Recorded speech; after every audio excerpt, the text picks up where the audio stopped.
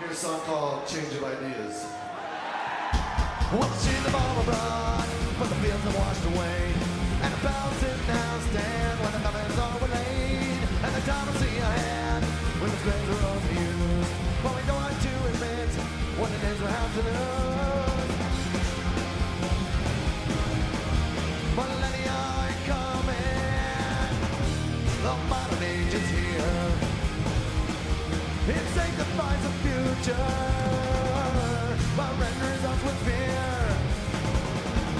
So many theories, so many prophecies. What we do need is a change of ideas.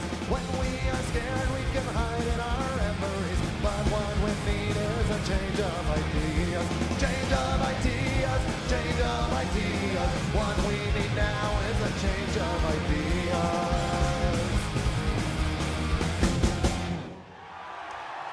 Last summer during the Warped Tour, I did a lot of field work on American culture, and I learned that there was a new force in the universe that I had not hitherto henceforth known about. And apparently there's a new force in the universe called God's love. Striking that mental apparition like a drunk on a vacant street. Silently beset by the hands of time, indelicate in its fury. An aberrant crack and skeleton steel, the unrelenting gravity. But Mars is proud for a helpless victim to soften up rapidly. Tell me where is the love in a God's creation? When there's no above, there's no justice, just a cause of a cure. And a body of suffering, it seems we all endure. And what I'm frightened of is that they call it God's law.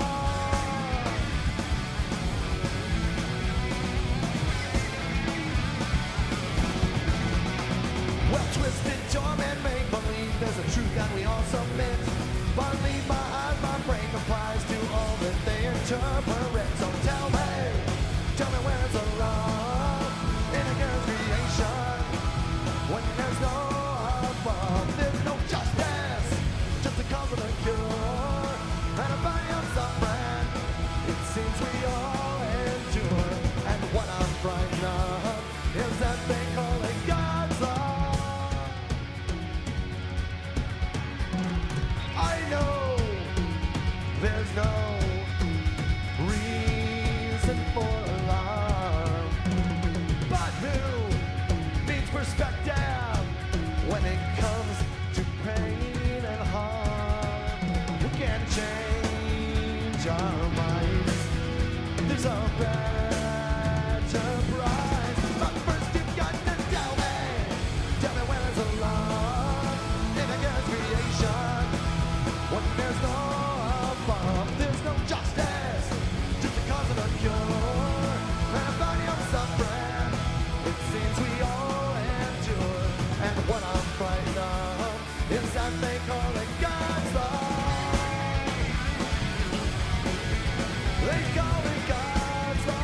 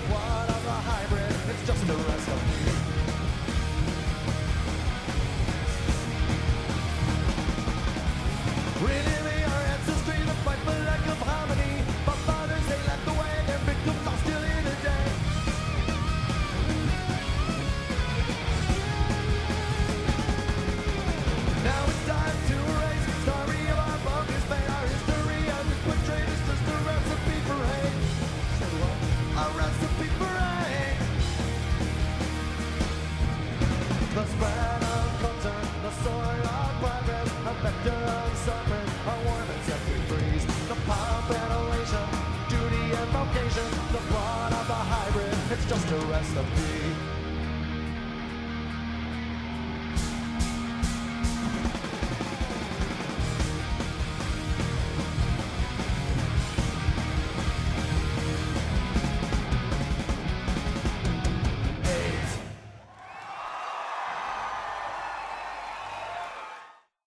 The first introduction to punk rock to me was in January of 1977. CBS ran a TV show in 1977 called 1976, The Year in Review, to which they dedicated the last 10 minutes to the Sex Pistols, basically mocking them and saying, look how gross these guys are, look at these idiots. And I was sold. I just went in hook, line, and sinker, said, that's for me, I'm gone, bye. I knew probably from about 9 years old I wanted to be a singer. Punk wasn't around when I was 9. I think what got me into punk rock and inspired to be in a band was when I first started playing guitar, there was the bands that were popular were like Kiss and Aerosmith and Queen, and there's these huge stage productions, larger-than-life images, and I could not relate. I never thought I could be that. You know, when your hero is Keith Emerson, you might as well just quit because you can never be a virtuoso like that, you know. But then you hear Johnny Ramone, and you think, wow, you know, I can do that. When I heard punk rock, it was the most heavy, guitar-oriented rock I've ever heard, and it seemed accessible, like, yeah, I could do that. It breaks down the barrier between the star and the fan. Right. You know, it's the great leveler. Got me excited about the whole new genre of punk rock back then. By the time I was 15, Rodney on the Rock had become my main focus every Sunday night at midnight, I think, or 10 o'clock. And those bands were so inspiring to me that, you know, I really felt like I was a part of something here in LA, even though I was too young to go hang out in Hollywood. There's another element, of course, that's just as important as the musical side, and that is the feeling like I just did not belong. The feeling that I was a complete outcast in Southern California culture. I'm not sure why I wanted to be a punk rocker, but I always felt like I didn't belong, and punk rock kind of gave a voice to that for me. And I was a real geek. I probably still am, but back then, man, I was a real nerdo. People in my junior high school were getting laid and smoking weed. I mean, they just looked at me in disgust. So it was partly the feeling of being a complete outcast. I went to a high school in 1980 where the coolest kids were punk rockers. So I wanted to fit in, so I joined a team of outcasts. The formative years, your best friends discover this kind of music. And I guess I'd been at summer camp or something and came in late. Everybody's hair was funny. So I want a piece of that, I said. So I got some.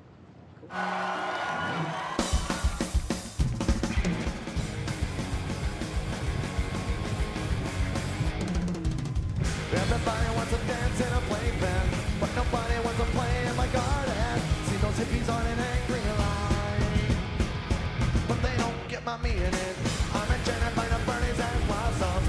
I'm enamored by your lovers on the weekend. I like the 4th of July, when bombs start flashing. And I wish I had a shiny red top, people with a big brass bell would cheer me up, or maybe something bigger that could really go pop. Then I can make the garden stop. Come out to play, come out to play, and we'll pretend it's Christmas Day at my atomic.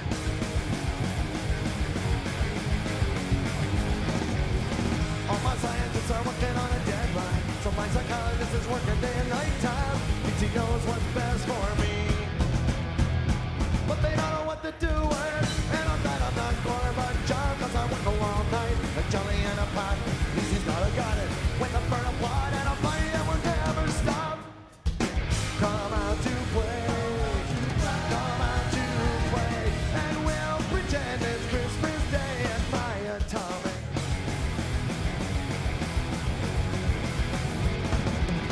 Well, I hope there's nothing wrong out there.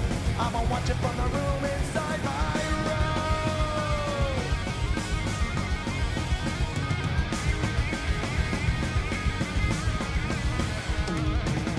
Come out to play,